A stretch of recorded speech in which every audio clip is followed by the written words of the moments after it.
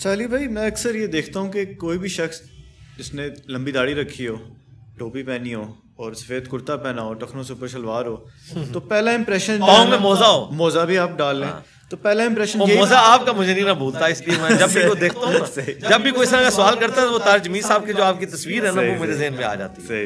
بالکل تو پہلے ہمارے عاقب بھائی ہوا کرتے تھے. تو پہلا امپریشن آتا ہے کہ یار بہت نیک انسان ہے. اکثر لوگ کسی محفل میں دعا بھی کراتے ہیں, دعا کے لیے کہتے ہیں کہ ہمارے لیے دعا کریں. تو اس کی کیا اسلام میں حیثیت ہے, ان چیزوں کی کیا ورتھ ہے اسلام میں؟ کیا یہ واقعی کسی بندے میں چیزیں ہم دیکھیں تو ہم اس کو فوراً سے نیک تصور کر لیں؟ میں نے کئی سال پہلے ایک ویڈیو ریکارڈ کرائی تھی, انڈیا پاکستان بنگلہ دیش کے دو فتنے, ایک جذباتی فتنہ, دوسرا گیٹ اپ کا فتنہ. گیٹ اپ اتنا بڑا فتنہ اور آزمائش ہے کہ آپ چور ہیں, ڈاکو ہیں, ٹھگ ہیں, گیٹ اپ اچھا بنا لیں تو لوگ آپ سے دعائیں کروائیں گے. اس کے لیے یہ آپ جو میرا گیٹ اپ دیکھ رہے ہیں نا, یہ میں نے کوئی شوق سے نہیں اڈاپٹ کیا ہوا. میں عام حالت میں اپنے آپ کو اتنا ڈومیننٹ نہیں رکھتا. میں نہیں چاہتا کہ میں نے پگڑی پہنی ہوئی ہو اور میں مسجد میں نماز پڑھنے جاؤں اور لوگ میرے ساتھ آ کے تصویریں کھنچوا رہے ہوں, تو میں اللہ کو کیا منہ دکھاؤں گا؟ میں پھر دنیا میں ہی سب کچھ کما بیٹھا, ٹھیک ہے, مسکینوں کی طرح زندگی گزارتا ہوں, مسجد بھی بدل بدل کے نماز پڑھتا ہوں, ایسی جگہوں پہ ماسک استعمال کر کے مجھے کوئی پہچان ہی نہ. عام حالت میں ٹوپی پہنتا ہوں, پگڑی نہیں پہنتا. یہ جو گیٹ اپ میں نے اس وجہ سے اڈاپٹ کیا کہ جس بے وقوف عوام کو میں نے دین سکھانا ہے ان کے لیے قرآن کی کوئی اہمیت نہیں, حدیث کی کوئی اہمیت نہیں, گیٹ اپ نمبر 1 ہے. خصوصاً دیوبند اور بریلوی میں آپ دیکھیں گے داڑھی پوری ہے, ننگے سر تو نہیں ہے. اس لیے دیکھیں ان کو ڈاکٹر ذاکر نائک کی پینٹ ٹخنوں سے اوپر نظر نہیں آ رہی ہے, ٹائی نظر آ رہی ہے, کہتے ہیں اس کا تو لباس ہی یہودیوں والا ہے, عیسائیوں والا ہے, اس نے کیا اسلام کی تبلیغ کرنی ہے. تو میں نے مجبوراً, بہت پہلے مجھے سمجھ آ گیا, میں نے یہ گیٹ اپ اڈاپٹ کیا. یہ پگڑی میں پہلے بھی باندھتا تھا, میں اپنے میٹرک لائف سے پگڑی باندھتا ہوں, لیکن صرف جمعے والے دن باندھتا تھا, عام حالت میں نہیں, ایک شوق کے طور پہ, سنت کے طور پہ. لیکن جب میں نے یہ تبلیغ کا سلسلہ شروع کیا, یہ پگڑی میں نے اپنی نشانی بنا لیا, تاکہ جب کبھی میری کہیں پہ کسی کے پاس کلپ پہنچے نا, تو پہلا جو شیطان نے اسے جھٹکا لگانا ہے نا, اس کی تو شکل ہی مسلمانوں والی نہیں ہے, ٹھیک ہے. کرتا شلوار پہنا, کبھی کالر والی قمیض نہیں پہنی, ٹھیک ہے. اور اس سے بڑھ کے اب یہ تو میں نے بال بھی رکھنے لمبے شروع کر دیے ہیں, یہ بھی اور کچھ نہیں تو یہ لوگوں کو نظر آ جاتے تھے. اے بھی میں تھوڑا پورا کرتا ہوں, خوش ہو ہوں کہڑی شہر رہ گئی دسو, ٹھیک ہے. اگر آپ نے مسواک کہتے ہیں تو یہاں لگانی ہے, تو وہ بھی میں لے کے کسی دن لگا لوں گا, پیلی چپل بھی خرید لوں گا, ٹھیک ہے.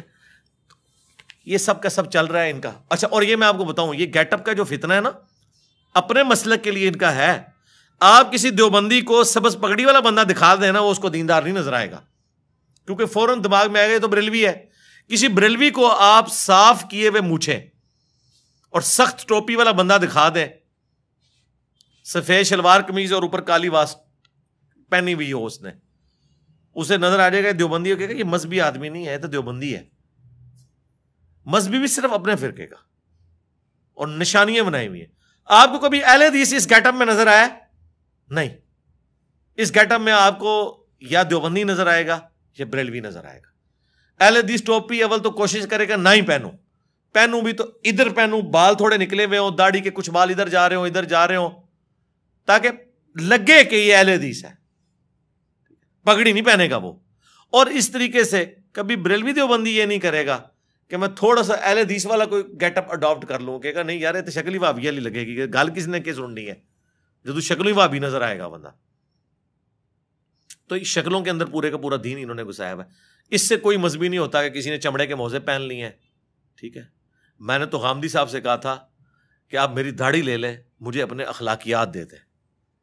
تو مجھے کہنے لگے انجینئر صاحب میں جوانی میں آپ سے بھی زیادہ جذباتی تھا, ٹھیک ہے, آپ اتنے جذباتی نہیں ہیں, تو وقت کے ساتھ فرق پڑے گا. تو اللہ کا فضل ہے, فرق پڑ رہا ہے. لیکن الحمدللہ ریڈ لائن کبھی بھی کراس نہیں کی ہے. حضرت عمر سے ابھی بھی میں بہت نہ رہوں الحمدللہ, لیکن حضرت ابوبکر کی طرح کا اخلاق نہیں ہے, تو کوئی فرق نہیں پڑتا. رسول اللہ کے تو دونوں ساتھی تھے, ابوبکر بھی اور عمر بھی, دونوں رول ماڈل ہیں ہمارے لیے, ٹھیک ہے. تو آج اگر حضرت عمر زندہ ہوتے تو چشتی رسول اللہ, اشرف علی رسول اللہ پہ ان کا ریاکشن مجھ سے زیادہ سخت ہوتا. ڈگریاں ایسے مولویوں کی کینسل کرتے ہیں جو ان چیزوں کا دفاع کرتے ہیں. میں تو صرف علمی اختلاف کرتا ہوں. تو ایک گیٹ اپ کا فتنہ سارا تماشا ہے. سری روی شنکر کا مناظرہ ہوا تھا یا ڈیبیٹ کہہ لیں ڈاکٹر ذاکر نائک کے ساتھ. وہ ڈاکٹر ذاکر نائک سے زیادہ خوبصورت بھی ہے, گیٹ اپ بھی اس کا سنت کے زیادہ قریب تھا, زلفیں بھی, داڑھی بھی اتنی پیاری, اور بولنے کا انداز کیا بات, جیسے پھول جھاڑ رہے ہیں, لیکن ہے ہندو تھا. اس کو دیکھ کے ہی آپ کو اندازہ ہو جائے گا. پھر بھی آپ کو یقین ہے تو پی کے فلم میں تو کئی ایسے سینز ہیں جس میں اس نے ثابت کیا کہ گیٹ اپ کے ذریعے آپ کسی مسلمان کو ہندو, کسی ہندو کو مسلمان ثابت کر سکتے ہیں. یہ گیٹ اپ کی اوقات اتنی ہے. اسی کو کہا جاتا ہے نا کہ منہ مومنا تے کرتوت کافرہ. تو کرتوت مسلمانوں والے ہوں, منہ بھی ٹھیک ہے اسلام کے قریب ہو, لیکن یہ نہ ہو کہ آپ نے گیٹ اپ تو اوڑا ہوا ہے اسلام والا اور کرتوت آپ کے سارے برے ہیں. تو ان ظواہر کی بھی اپنی اہمیت ہے, لیکن وہاں تک جو فرائض ہیں, جیسے اتنی داڑھی رکھنا کہ کھال چہرے کی چھپ جائے, یہ مسلمان مرد پہ فرض ہے قرآن کی روح سے. وَلَآمُرَنَّهُمْ فَلَيُغَيِّرُنَّ خَلْقَ اللَّهِ, سورہ النساء کی آیت نمبر 119 میں آیا. شیطان نے کہا تھا میں ابھاروں گا تیری مخلوق کو, وہ تیری خلقت کو بدلیں گے. مرد کو اللہ نے داڑھی دی ہے, عورت کو نہیں دی ہے. مرد نے اتنی داڑھی ضرور رکھنی ہے کہ اس کی چہرے کی کھال چھپ جائے. ہاں مٹھی رکھے گا افضل ہے, اس پہ کوئی کمپرومائز نہیں ہے, یہ بیسکس ہے. ہاں سفید لباس نہ پہنے کوئی مسئلہ نہیں, یہ اس کی بجائے کالر پہننا ہے پہنے, ٹھیک ہے. کرتا نہیں پہننا, آپ کف والا پہنے, کوئی مسئلہ نہیں, اس کے اندر کوئی چیز گھسی نہیں ہوئی ہے, ٹھیک ہے. ٹخنوں کو ننگا رکھنا ایک مرد کا شعار بھی ہے, اللہ کے نبی علیہ السلام نے حکم بھی فرمایا. ہاں ٹھیک ہے ٹخنے ننگے رکھیں, وہ یہ نہیں کہ آپ گھٹنوں تک لے جائیں, کوئی ضروری نہیں ہے, ٹھیک ہے. پینٹ پہننی ہے آپ ضرور پہنیں, پینٹ کے اندر یا شلوار قمیض میں اسلام نہیں گھس گیا ہوا. بس ایسا لباس جو آپ کے جسم کو ڈھانپ دے وہ آپ اڈاپٹ کریں, اور کوشش کریں ڈاؤن ٹو ارتھ رہیں. ایسا نہیں ہے کہ لوگ آپ کو دور سے دیکھیں اور سلوٹ مارنا شروع کرتے ہیں. میں کہتا ہوں کس طرح لوگ ان چیزوں کا سامنا کرتے ہیں کہ وہ پبلکلی ڈومیننٹ ہو جاتے ہیں, اتنے مہنگے مہنگے سوٹ پگڑیاں پہن کے, ٹھیک ہے. اس وقت علماء ایسی سی پگڑیاں پہن رہے ہیں جن کی قیمت 10-20 ہزار ہے, اس کے اوپر جو کپڑا لگا ہوا ہے. ہم کیا ہے وہ جو کاٹن کا جو شلوار والا کپڑا ملتا ہے نا کھلا, یہ اس میں سے ہم پگڑی بناتے ہیں, چاہے کالی ہو یا, تو کیا فرق پڑ گیا. تو اب میں کہوں کہ نہیں جناب اس کی بجائے میں نے جو ہے ایجپشن کاٹن جا کے خریدنی ہے, اس کی پگڑی بنانی ہے, تو کیا میں اللہ کو کیا منہ دکھاؤں گا. کام چل رہا ہے بھائی, ٹھیک ہے. یہ کیٹی کا سوٹ لیا ہوا ہے وائٹ, دھو کے وہی پہن لیتے ہیں دوبارہ سے. یہ دیکھو 50 اب میں سوٹ لے لوں گا جی, میں نے وائٹ کاٹن فلاں برانڈ کی لینی ہے, ٹھیک ہے. کام چل رہا ہے, اللہ چلا رہا ہے. تو گیٹ اپ کے اندر کوئی اسلام نہیں گھسا ہوا. اچھا علی بھائی, ایک کوشچن جو ہے وہ بہت کامن ہے, اکثر لوگ جو ہے وہ مجھ سے بھی پوچھتے ہیں اور مشہور بھی بہت ہے, کہ اللہ تعالیٰ نے جب تقدیر انسان کی پہلے سے لکھ دی ہے تو پھر تو ہر بندے کے پاس جسٹیفیکیشن آ گئی ہے, وہ کوئی غلط عمل بھی کرے گا بولے گا اللہ کی مرضی تھی, تقدیر یہی تھی. تو ایسے سوالوں کا انسان کیسے اس کو جسٹیفائی کرے, اور خود بھی کبھی کبھی دماغ میں وسوسہ یہ آ جاتا ہے. یہ جو دماغ میں وسوسہ آتا ہے نا, یہ صرف اپنے آپ کو دھوکہ دینے کے لیے آتا ہے, اور صرف یہ چیزیں ان معاملات میں آتی ہیں جو اللہ نے اوبلیگیشنز ہمارے اوپر لگائی ہوئی ہیں. جو ہم اپنے کام خود کر رہے ہوتے ہیں نا, اس میں ہم اللہ کے فضل سے اللہ کے حصے کا کام بھی اپنے ذمہ لیا ہوتا ہے. توکل کی بھی کمی ہوتی ہے جو ہم نے خود کرنے ہوتے ہیں. کبھی کسی نے نہیں کہا کہ دعا کریں جی, میں بس انشاءاللہ ارادہ ہے ابھی گھر جا کے میں نے ڈنر کرنا ہے تو میں گھر تک پہنچ جاؤں, کرنا ہوتا ہے. کبھی کسی نے کہا کہ یہ جی میں ابھی ٹوائلٹ جا رہا ہوں, دعا کریں کہ میں فارغ ہو کے نا سلامتی کے ساتھ باہر آ جاؤں. حالانکہ یہ بھی ایک بڑی مشکل ایکٹیویٹی ہوتی ہے جو پرفارم ہو رہی ہوتی ہے. جیسے ہی آپ کوئی دینی اوبلیگیشن کی بات کرتے ہیں, جی دعا کریں اللہ توفیق دے نماز پڑھ لیں گے, تو یہ تو سراسر دھوکہ ہے. شریعت میں اس کی کوئی گنجائش نہیں کہ آپ اس طرح کا معاملہ کریں. انبیاء کا مقدمہ, کتابوں کا مقدمہ قائم ہی اس بات کے اوپر ہے کہ انسان کو اختیار دیا گیا ہے. ادروائز کتابوں اور پیغمبروں کی کوئی ضرورت ہی نہیں تھی. اگر اللہ تعالیٰ نے سافٹ ویئر اوپر سے فیڈ کیا اور آپ اسی کے مطابق چلیں گے, وہ والی مخلوق تو ہے اللہ کے پاس فرشتے. انسان کو اللہ نے اختیار دیا ہے. انا ہدیناہ السبیل, بے شک ہم نے تمہیں راستہ دکھا دیا ہے ہدایت کا. اما شاکرا و اما کفورا, چاہے شکر گزاری کی روش اختیار کرو خواہ ناشکری کی. یہ بالکل لوگ جھوٹ بولتے ہیں کہ جی تقدیر میں جو لکھا ہوا ہے ہم اس کے پابند ہو گئے. یہ کس آیت میں لکھا ہوا ہے؟ اللہ کی تقدیر اللہ کا علم ہے, اور اللہ کا علم اتنا کامل ہے کہ اس نے مستقبل فورس ہی کر لیا. جیسا کہ ایک نالائق اسٹوڈنٹ کے بارے میں ایک ٹیچر کہتا ہے کہ تو نے فیل ہو جانا ہے, اب وہ فیل ہو جائے اپنے کرتوتوں کی وجہ سے تو کیا وہ ٹیچر کو بلیم دے گا؟ ٹیچر نے تو ایکسپرٹ اوپینین دیا. اسی طریقے سے اللہ کا ایکسپرٹ اوپینین تو کامل ہے کہ اگر یہ والی حرکت یہ کرے گا تو اس کا اینڈ رزلٹ یہی نکلے گا. اب یہ سوال ایک الگ ہے کہ اگر یہی کچھ ہونا تھا تو ہم نے اس مصیبت میں جو زندگی گزار رہے ہیں یہ اللہ نے ہم سے پوچھے بغیر ہمیں کیوں ڈال دیا اس معاملے میں؟ اس کے بارے میں قرآن میں واضح فتویٰ ہے، لا یسأل عما یفعل وہم یسألون. اللہ کو کوئی نہیں پوچھ سکتا اس نے یہ کیوں کیا، وہ سب کو پوچھ سکتا ہے. اس کو یوں سمجھیں، آپ کو کسی نے دھکا دے دیا سمندر میں، سمندر کے کنارے ایک شخص کھڑا ہے اور وہ آپ کو کہہ رہا ہے کہ بھائی میری طرف متوجہ ہو، میرے پاس ایک ایسا طریقہ ہے کہ تم کنارے لگ جاؤ گے، یوں ہاتھ مارو تم کنارے تک پہنچ جاؤ گے. اور بھائی صاحب اتنے اکڑے میں وہ کہہ رہے ہیں کہ نہیں، مجھے پہلے بتاؤ مجھے دھکا کس نے دیا میری مرضی کے بغیر. اور وہ شخص کہہ رہا ہے کہ یار چھوڑو جس نے بھی دھکا دیا، اس وقت اپنی جان بچاؤ، کنارے پہ آگے دیکھ لیں گے کس نے دھکا دیا، اسے پوچھ لیں گے. اور آگے وہ ضد پہ اڑا رہے نہیں میں نے نہیں ہاتھ پاؤں مارنے، تو نقصان کس کا کرے گا؟ اپنا، ڈوب جائے گا. تو انسان بھی یہی ہے، کنارے پہ وقت کا پیغمبر کھڑے ہو کے ندا دے رہا ہے کہ یوں کرو بچ جاؤ گے، لیکن انسان کا کہہ رہا ہے جی اللہ نے کیوں ایسے کر دیا میرے ساتھ، مجھے تو پوچھا ہی نہیں ہے، مجھے کیوں بنا دیا. تو ڈوب جا، پھر آگے بھی وہ وہی کرے گا جو وہ چاہے گا، جہنم میں تجھے پھینک دے گا، تو بچ جا. تو وہ سوال اللہ نے بیان کر دیا، لا یسأل عما یفعل وہم یسألون. اللہ کو کوئی نہیں پوچھ سکتا. یار کریٹر کی مرضی، کیا ایک موبائل بنانے والے سے پوچھ سکتا ہے کہ تو نے میرے اندر یہ فیچر کیوں رکھا، یہ کیوں نہیں رکھا؟ وہ تو محتاج ہے، ہم بھی محتاج ہیں اس کے. ہم نے گیون سرکمسٹانسز کے اندر پرفارم کرنا ہے، یقیناً اللہ کے پاس اس کی کوئی جسٹیفیکیشن ہے، جنت میں جا کے پوچھ لیں گے. اب یہ تقدیر کے معاملے کی طرف آئیں تو یہاں پہ بھی یہ اللہ کا علم ہے. مجھے بتائیں کیا کسی کو یہ پتا چل گیا دنیا میں کہ میں جنتی ہوں یا جہنمی؟ تو پھر وہ اس کیوں کنکلوڈ کر بیٹھا ہے پیسمسٹک اپروچ کے ساتھ، میں تو ہے ہی جہنمی ہے لہذا مجھے نیک عمل کرنے کی ضرورت نہیں ہے. آج تک کسی نے یہ کنکلوڈ نہیں کیا اس حوالے سے کہ جی میں جنتی ہوں تو میں جنتی والے کام کرنے شروع کر دوں. الٹی طرف بھاگتے ہیں اپنے آپ کو دھوکہ دینے کے لیے. ایسا بھاگتے ہیں کہ کہتے ہیں جی بخاری مسلم حدیث ہے، ایک بدکار عورت تھی، اس نے ایک کتے کو موزے میں پانی پلا دیا، اللہ نے اسے بخش دیا. جی بالکل، پھر تو نیک اعمال کرنے کی ضرورت نہیں ہے، اللہ تعالیٰ چھوٹی سی نیکی پہ بخش بھی سکتا ہے. ہم کہیں گے رکو ذرا، صبر کرو. بخاری مسلم میں لکھا ہے ایک نیک عورت تھی، اس نے ایک بلی کو قید کر دیا، بھوکی پیاسی مر گئی، وہ جہنم میں. تو اب بتاؤ اللہ چھوٹی بات پہ پکڑ بھی سکتا ہے؟ وہی ڈاکٹر پہ آپ جواب دیں گے، اگلی وہ منطق کھڑے کریں گے اس لیے تو ہم نیکیاں نہیں کرتے، ہو سکتا ہے چھوٹی سی بات پہ پکڑے ہی جائیں، تو بس اللہ پہ ہی چھوڑ دیں. نہ، بخاری مسلم حدیث ہے، سیدنا علی کہتے ہیں کہ میں نے رسول اللہ سے پوچھا کہ اگر جنتیوں کا جنت میں جانا اور جہنمیوں کا جہنم میں جانا لکھ دیا گیا ہے تو ہم نیک اعمال کیوں کرتے ہیں؟ سیم کوسچن بخاری مسلم میں مولا علی نے رسول اللہ سے پوچھا، تو نبی علیہ السلام نے پتہ کیا جواب دیا؟ بالکل ہٹ کے ایک جواب دیا. آپ نے فرمایا تم عمل کرتے رہو، جو جنتی ہوگا اس کے لیے جنتیوں والے اعمال آسان ہو جائیں گے، اور جو جہنمی ہوگا اس کے لیے جہنمیوں والے اعمال آسان ہو جائیں گے.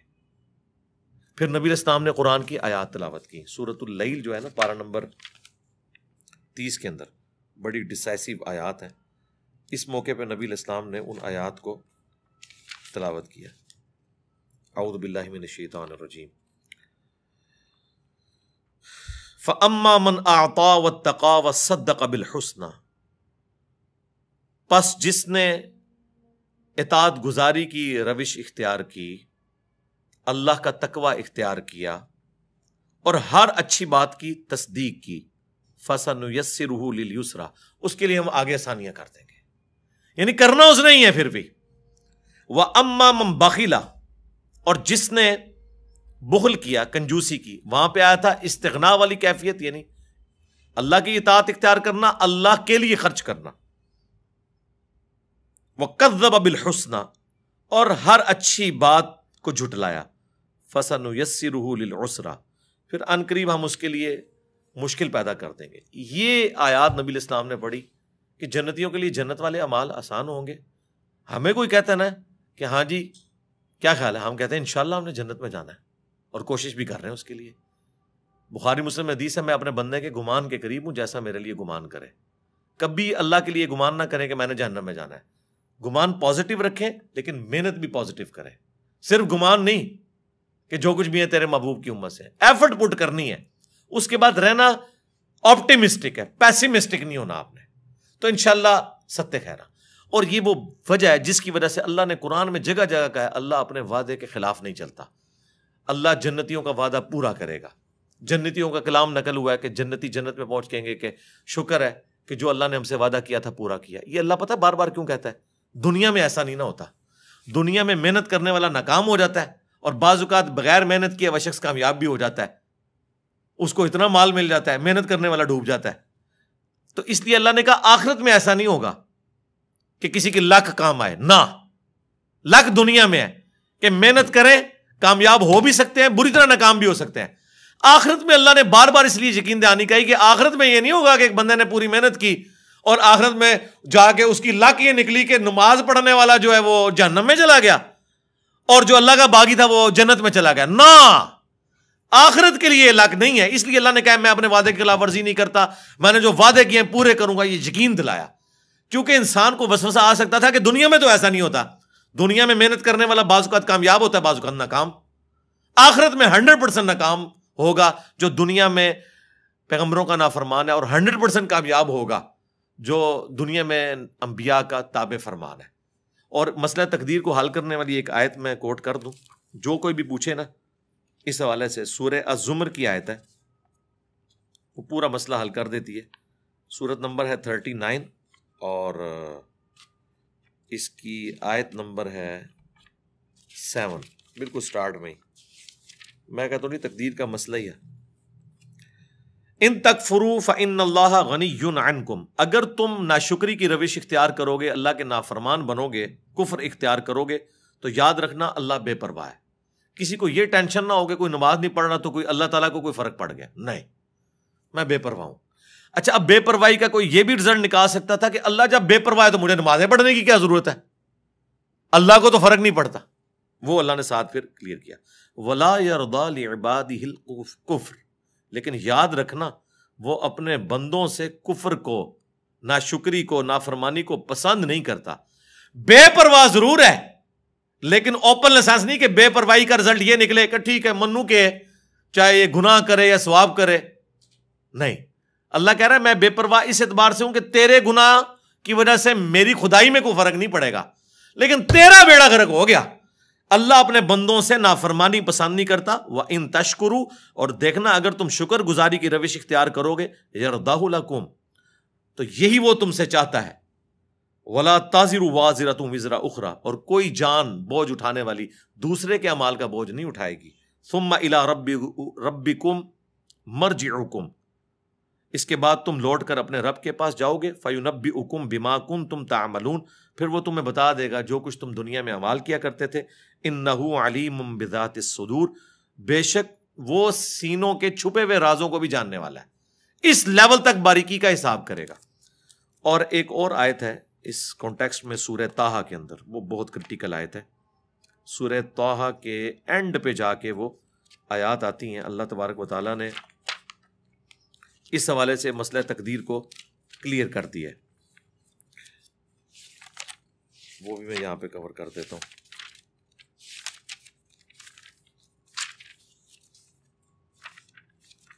سورۃ الکہف کے بعد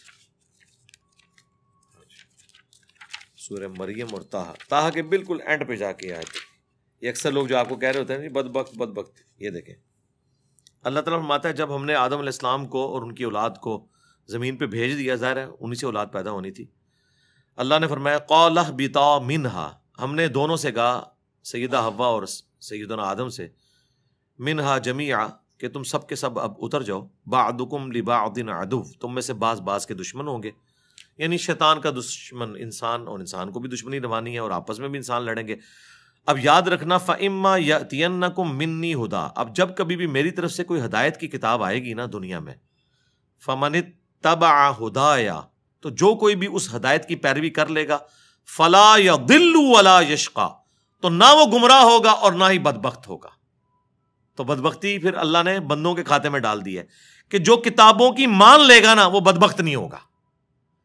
تو اس کا مطلب ہے بدبخت اللہ بناتا ہے یا انسان خود بدبختی کماتا ہے؟ خود. یہ آیت واضح ہے کہ جو ہدایت کی پیروی کر لے گا وہ نہ گمراہ ہوگا نہ شقی ہوگا، اور جو پیروی نہیں کرے گا وہ گمراہ بھی ہو جائے گا اور بدبخت بھی ہو جائے گا۔ یہ خود ہم کماتے ہیں، تو یہ کہیں پہ کنسپٹ نہیں، یہ تو بڑا گمراہ کن عقیدہ ہے۔ یہ عقیدہ جبریہ کا تھا کہ اللہ تعالیٰ انسان پہ مسلط کر دیتا ہے، اور قدریہ دوسری ایکسٹریم پہ چلے گئے، انہوں نے کہا نہیں ٹوٹلی ہم ہی کرتے ہیں۔ ہمارا عقیدہ درمیان میں ہے کہ جن باتوں کا حکم اللہ نے ہمیں دیا ہے ان کا اختیار بھی ہمیں دیا ہے، اور جن چیزوں کا مجھے حکم نہیں دیا اس کا اختیار میرے پاس نہیں ہے، اور نہ مجھے اس میں کوئی زیادہ پڑھنے کی ضرورت ہے۔ مثلا میرا قد کتنا ہے، میری آنکھوں کا کلر کیا ہے، میں کن ماں باپ کے گھر پیدا ہوں گا، میں کس ملک میں پیدا ہوں گا، مجھے بتائیں، یہ قیامت الدین ہم سے پوچھا جانا ہے۔ لیکن جو بات اللہ نے ہم سے پوچھنی ہے نا، اس کا اختیار ہمیں دیا ہے، اور اگر آپ یہ اختیار نہیں مانیں گے تو اللہ پہ ظلم لازم آئے گا، اور اللہ تعالیٰ عدل کرنے والا ہے۔ ٹھیک ہو گیا؟ علی بھائی، قرآن میں اکثر میں نے پڑھا ہے کہ شیطان تمہارا کھلا دشمن ہے، اور شیطان وسوسے دیتا ہے۔ اکثر ہم سنتے ہیں کہ بھی شیطان حاوی ہو گیا تمہارے اوپر۔ یہ آخر شیطان کیا چیز ہے، اس کے بارے میں کچھ بتائیں۔ شیطان دیکھیں، ایک تو بڑا شیطان ہے نا، جو قصہ آدم اور ابلیس قرآن پاک میں ایٹ لیسٹ 7 ٹائمز بیان ہوا ہے تفصیل کے ساتھ، سورۃ البقرہ میں، سورۃ الاعراف میں، سورہ بنی اسرائیل میں، سورۃ الحجر کے اندر، سورہ صاد کے اندر، سورۃ الکہف کے اندر، سورہ طٰہٰ کے اندر۔ وہ بڑا شیطان جو حضرت آدم علیہ السلام کے ساتھ وہ پورا معاملہ ہوا، پھر اس کی اولاد بھی ہے۔ ہر انسان کے ساتھ ایک شیطان کا بچہ اٹیچ ہو جاتا ہے، جن۔ بخاری مسلم دونوں میں حدیث ہے کہ شیطان انسان کے جسم میں خون کی طرح دوڑتا ہے، اور مسلم شریف میں حدیث ہے ہر انسان کے ساتھ ایک فرشتہ ہے اور ایک جن ہے۔ شیطان اور جن یہ انٹرچینجبل ہے، کیونکہ اس کی اسپیشی جن ہے۔ فرشتہ اسے نیکی کی طرف بلاتا ہے اور شیطان اسے برائی کی طرف۔ اللہ نے دیکھے کیسا بیلنس کیا ہے، صرف نہیں شیطان مسلط کیا، فرشتہ بھی کیا ہے، دونوں چیزیں پیرلل میں۔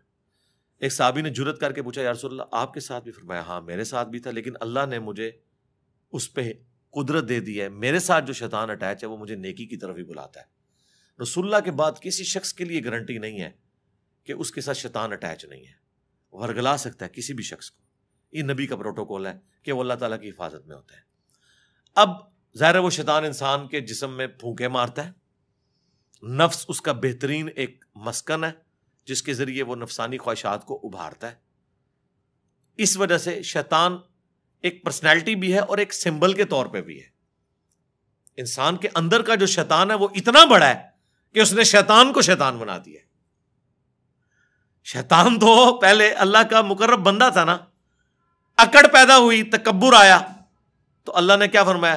ابا واستکبر وکان من الکافرین۔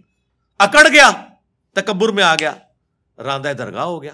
آج ہم اسے کہتے ہیں ابلیس، جیلس ہوا ہوا، الرجیم کہتے ہیں، مردود بارکا۔ لیکن کسی زمانے میں وہ اللہ کا بندہ ہی تھا۔ شیطان کو شیطان نفس نے بنایا، تو وہ تو نفس ہمارے ساتھ بھی اٹیچ ہے۔ اس نفس کو آپ سمجھ لیں کیٹالسٹ کا کام کرتا ہے، جیسے کیمسٹری میں کیٹالسٹ ڈالا جاتا تھا نا کیمیکل ریئیکشن کو تیز کرنے کے لیے۔ اصل جس شیطان سے آپ نے بچنا ہے نا وہ اندر کا نفس ہے، جس میں وہ بڑا شیطان بھوکے مارتا ہے یا آپ کے ساتھ جو اٹیچ شیطان ہے۔ اور اس سے بچنے کا آسان طریقہ ہے وظائف ہے، لا حول ولا قوت الا باللہ، اعوذ باللہ السمیع العلیم من الشیطان الرجیم۔ اور سب سے بڑھ کر جب آپ اللہ کا ذکر کرتے ہیں تو بخاری مسلم کی احادیث اس پر گواہ ہیں، کتنی احادیث، میں نے اس پہ پورے لیکچرز دیے ہیں کہ جیسے آپ اللہ کے ساتھ اٹیچ رہتے ہیں شیاطین آپ سے دور رہتے ہیں۔ اچھے ماحول کی بھی تو یہی برکت ہوتی ہے، اور جب آپ اللہ کا راستہ چھوڑ دیتے ہیں یہ آپ کے اوپر حملہ آور ہو جاتے ہیں۔ سورہ زخرف کی آیت ہے کہ جو رحمان کے ذکر سے غفلت اختیار کرتا ہے ہم اس پہ شیطان مسلط کر دیتے ہیں، پھر وہ اس کا ساتھی بن جاتا ہے۔ یعنی اس کا مطلب ہے کہ شیطان مسلط ہونے دیتے ہیں۔ شیطان کو دور کرنے کا طریقہ اللہ کا ذکر ہے، جیسا کہ کسی پر پیاس مسلط ہو تو کیسے دور کرے گا؟ پانی پی کر۔ بھوک مسلط ہو تو کیسے دور کرے گا؟ کھانا کھا کر۔ شیطان مسلط ہوا ہے تو اللہ کا ذکر کر کے۔ باقی جو تھوڑے بہت وسوسے ہیں ان کو اللہ نے درگزر فرمایا۔ مسلم شریف میں حدیث ہے، ایک صحابی نے کہا یا رسول اللہ بعض اوقات ایسے سے خیال دماغ میں آتے ہیں، دماغ تو سوچتا ہے کہ دل کرتا ہے کہ جل کے کوئلہ ہو جاؤں لیکن زبان پہ نہ لاؤں۔ فرمایا عین ایمان ہے، زبان پہ نہیں لایا، یہ تمہارے ایمان کی دلیل ہے، شیطان تمہیں آگے ورگلا رہا ہے لیکن تم اس کے پیچھے نہیں چل رہے۔ اور بخاری مسلم میں یہ بھی حدیث ہے کہ اللہ تعالیٰ نے میری امت کے دل میں آنے والے جو وسوسے ہیں نا، جو آٹومیٹکلی شیطان کی طرف سے آتے ہیں وہ معاف کر دیے جب تک کہ وہ زبان پر نہ لے آئے یا اس کے مطابق عمل نہ کر لیں. تو ان کو آپ اگنور کریں, یہ خود بخود چیزیں جو ہے نا وہ اگنور ہو جاتی ہیں. ادروائز یہ آپ کا ٹیسٹ ہے. مجھے بتائیں اگر شیطان نہ ہوتا تو ٹیسٹ کہاں سے تھا؟ اگر پیاس نہ ہوتی تو پانی کی قدر کسی کو ہوتی؟ اگر رات نہ ہوتی تو دن کی قدر آتی؟ یہ ہو نہیں سکتا کہ اپوزٹ چیز نہ ہو اور آپ کے اندر اس کی قدر محسوس ہو. تو اللہ تعالیٰ نے ٹیسٹ یہ دنیا اس لیے رکھا کہ شیطان کا راستہ بھی ہو, رحمان کا راستہ بھی ہو, اور آپ کی جنگ جاری رہے. آپ جنت کو ارن کریں. یہ پلیٹ میں رکھ کے نہیں ملنی, یہ ارن کر کے ملنی ہے. اور یہ اتنی مشکل ہے کہ بخاری مسلم کی حدیث ہے, اللہ تعالیٰ نے جنت کو ناگوار چیزوں سے ڈھانپا ہوا ہے اور جہنم دوزخ کو خوشگوار چیزوں سے ڈھانپا ہوا ہے.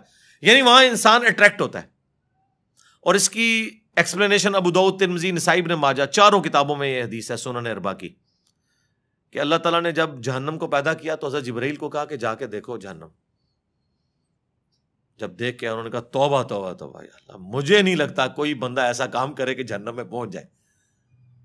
اللہ تعالیٰ نے فرمایا اچھا اب جاؤ. جب دوبارہ گئے تو اللہ تعالیٰ نے جہنم کو خوشگوار چیزوں سے, دنیا کی آسائشیں, گناہ کی لذتوں سے ڈھانپ دیا اور پوچھا جبرائیل اب سناؤ. ان کا یا اللہ مجھے نہیں لگتا کوئی جہنم میں پہنچنے سے بچ جائے. جتنا تو نے اٹریکٹفل اسے بنا دیا ہے نا کہ ہر اٹریکٹفل راستہ ادھر ہی جا رہا ہے, وہی تو آپ کا امتحان ہے. اس لیے جنت میں آپ کو انعام مل رہا ہے. وہ دنیا میں جو اٹریکٹفل چیزیں ہیں وہ جنت میں آپ کو انعام کے طور پہ مل رہی ہیں. دنیا میں وہ حرام ہے, سونا, چاندی, ریشم, 4 سے زیادہ عورتیں. جنت میں آپ کو انعام دیا جا رہا ہے, ان چیزوں کا انعام جو دنیا میں حرام کی ہوئی تھی. تو اس کا مطلب ہے وہ اٹریکٹفل تھی. پھر اللہ نے فرمایا جنت کی طرف جاؤ. جنت سے ہو کے انہوں نے کہا یا اللہ مجھے نہیں لگتا کہ کوئی تن من دھن نہیں لگا دے گا جنت میں پہنچنے کے لیے, یہ تو سارے جنتی ہو جائیں گے. اللہ نے فرمایا وہی والی ہماری والی بات, رکو ذرا صبر کرو اب جاؤ. جب دوبارہ گئے حضرت جبرائیل, انہوں نے دیکھا یہ تو مشقتوں سے ڈھانپی ہوئی ہے. کہیں روزوں کی مشقتیں ہیں, کہیں حلال اور حرام کی مشقتیں, کہیں نمازوں کی مشقتیں, کہیں جہاد اور قتال کی مشقتیں. انہوں نے کہا یا اللہ مجھے نہیں لگتا کوئی جنت میں پہنچنے میں کامیاب ہوگا الا یہ کہ کوئی خوش نصیب ہو. اور یہ قرآن کی آیت ہے وَلَقَدْ ذَرَأْنَا لِجَهَنَّمَ كَثِيرًا مِنَ الْجِنِّ وَالْإِنسِ. جنوں اور انسانوں کی اکثریت جہنم کے لیے پیدا ہوئی ہے. الٹیمیٹلی یہی رزلٹ نکلنا ہے. لیکن ساتھ اللہ نے فرمایا ہم نے ظلم نہیں کیا, ہم نے انہیں عقل دی تھی وہ سوچتے نہیں, کان دیے تھے سنتے نہیں, آنکھیں دی تھی دیکھتے نہیں. یعنی وہ دیکھنا عبرت والا کہ ان انسٹرومنٹس کو یوز کرتے. ان السمع والبصر والفؤاد کل اولئک کان عنہ مسئولا, جو قرآن میں ہے کہ بے شک آنکھ, کان, عقل اس کے بارے میں پوچھا جائے گا. ان انسٹرومنٹس کو یوز کر کے تم نے حق بات تک پہنچنے کی کوشش کیوں نہیں کی. تو اللہ نے یہ ہمیں حواس خمسہ دے کے اکاؤنٹیبل ٹھہرا لیا ہے. ہم اپنے حواس خمسہ کے اوپر جو عقل کا چیک اللہ نے رکھا ہے اس عقل کو یوز کریں تو ہم اپنی شہوات کو کنٹرول کر سکتے ہیں. عقل کی وجہ سے آپ اکاؤنٹیبل ہوں گے. بس یہ سمپل سی بات.